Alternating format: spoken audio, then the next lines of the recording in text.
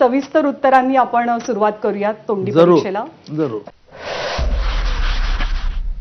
निकम साहेब, अनेक वर्षांनी आता तुम्ही या परीक्षेसाठी असे बसलेले असाल या बाकांवर, पण अशी परीक्षा द्यावी असं नेमकं तुम्हाला कधी वाटलं? असं आपण खासदार होऊ वगैरे किंवा खासदार व्हावं अशी गेल्या काही वर्षांमध्ये तुम्हाला स्वप्न वगैरे पडत होती का?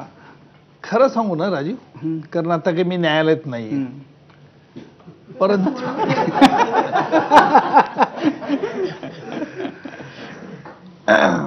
अशी स्वप्न मला कधीही पडत नव्हती. मी राजकारणात यावं असं यापूर्वी देखील 5 वर्षापूर्वी काही राजकीय पक्षांनी मला विनंती केली होती. नाही असं नाही, पण त्यावेळेला मी नम्रपणे नकार दिला की नाही, मी येऊ शकत नाही. आता या वेळेला काय झालं की गेले 15-20 दिवसामध्ये अशा काही घडामोडी घडल्या की जेणेकरून मला देखील कन्व्हिन्स करण्यात आलं की यावं. न्यायालयात आपण एक विशिष्ट क्षेत्र उंची गाठलेली आहे, लोकांत जनमानसात तुम्ही माहीत झालेला आहात. पुन्हा तेच तेच बेक बे बेदुने 4 बेत्रिक 6 हे किती दिवस आपण करणार?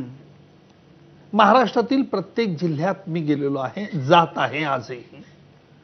त्याच्यामुळे हा विचार जेव्हा, आणि दुसरं असं की देश बलवान करायचा असेल, राजकारणात चांगली माणसं येणं जरुरीचं असेल, म्हणजे मी स्वतःला फार चांगला मानतो अशातलाही भाग नाही, तर आमच्यासारख्या लोकांनी ही राजकारणाची एक छबी बदलवली पाहिजे.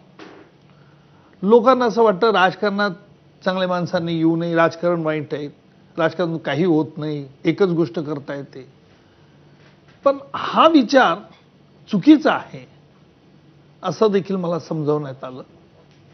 आणि मी खरोखर ज्या वेळेला मी अभ्यास केला कुठल्या पक्षात जायचं की नाही, त्यावेळेला आपल्या देशाचे पंतप्रधान नरेंद्रजी मोदी यांनी काही, कारण मी आतापर्यंत खटले चालवले नेहमीच आरोपींच्या विरुद्ध, की राष्ट्राची सुरक्षितता आणि मी दहशतवाद आणि तहाची बोलणी एकत्र होऊ शकत नाही असं ठाम ठणकावून सांगणारे आपले पंतप्रधान नरेंद्रजी मोदी यांचं एक वाक्य मला ते भावलं.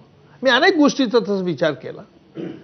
मी कोणाचे आंधळा भक्त कधीच राहिलो नाही आणि राहणारही नाही, परंतु पंतप्रधान मोदीजी आणि त्यांच्या सरकारने ज्या काही चांगल्या गोष्टी केल्यात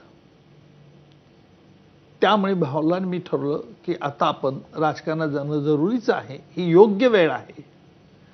अर्थात यावरही काही लोकांकडनं मतप्रदर्शनं झाली नाही असं नाही आहे, शेवटी निर्णय मला घ्यायचा होता आणि मी हा निर्णय घेतला. पण तुम्हाला नेमकं कधी कळलं होतं, म्हणजे